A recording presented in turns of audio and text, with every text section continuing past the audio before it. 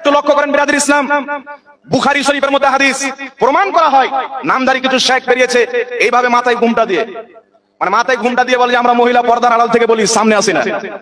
বলে বুখারী শরীফের মধ্যে আছে বুকের উপরে হাত বাঁধতে হবে। একটু লক্ষ্য করে ধ্যান দিয়ে শুনবেন, আমি এই জিম্মেদার স্টেজ থেকে আমার মাথার তাজ এখানে ওলামায়ে কেরাম বসে আছেন, ইনাদের কদম ধুলিকে মাথার তাজ বানিয়ে চ্যালেঞ্জ করতে চাই।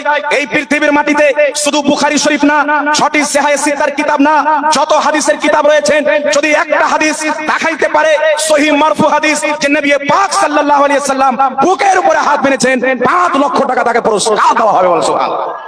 এটা আমার চ্যালেঞ্জ থাকলো। হাত বাঁধার যে হাদিস, এটা জয়ী।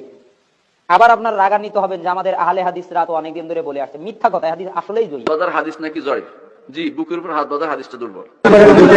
বুখারীতে বুকের উপর হাত বাঁধা বলে স্পষ্ট কিছু না, বলা আছে বাহুর উপর বাহু রাখতে, আর বুকের উপর হাত বাঁধার এক বাক্যে একটাই সহিহ হাদিস এরকম নাই।